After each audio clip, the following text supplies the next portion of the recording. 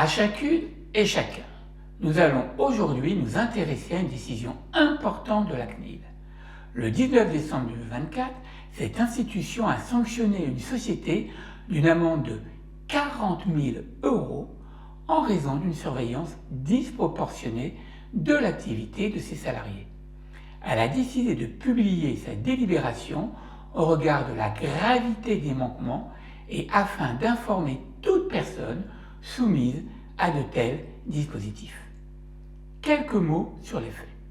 Une société avait installé sur les ordinateurs de certains de ses salariés un logiciel de suivi de leur activité dans le cadre du télétravail.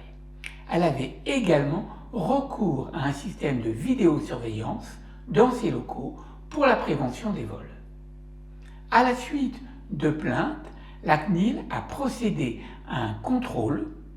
Elle a notamment constaté que la société filmait en permanence ses salariés en captant l'image et le son, qu'elle mesurait leur temps de travail et évaluait leur performance de manière très précise par le biais d'un logiciel installé sur leurs ordinateurs. Deux principaux manquements aux articles de la RGPD ont été sanctionnés par la CNIL. Le premier manquement est relatif à la surveillance excessive des salariés. Le système de vidéosurveillance captait en continu les images et le son des salariés dans les locaux de travail et d'espaces de pause. Ces captations étaient consultables par les encadrants en temps réel via une application mobile. La société ne justifiait d'aucune circonstance exceptionnelle pour l'emploi de tels procédés. En conséquence, de tels agissements portaient une atteinte excessive aux droits des salariés. Le logiciel détectait automatiquement tout au long de la journée si le salarié n'effectuait aucune frappe sur le clavier ou mouvement de souris sur une durée paramétrée de 3 à 15 minutes. Ces temps d'inactivité, comptabilisés à défaut d'être justifiés par les salariés ou rattrapés, pouvaient faire l'objet d'une retenue sur salaire par la société.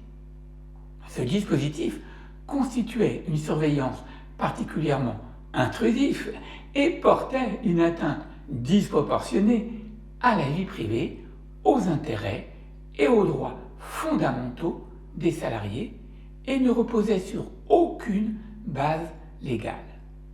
Le deuxième manquement est relatif à l'obligation d'information des personnes concernées. La société procédait à une information orale des salariés.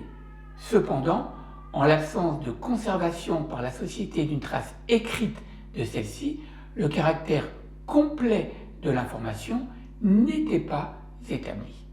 Ni les documents d'information internes à la société, ni les contrats de travail ne permettaient une information écrite suffisante.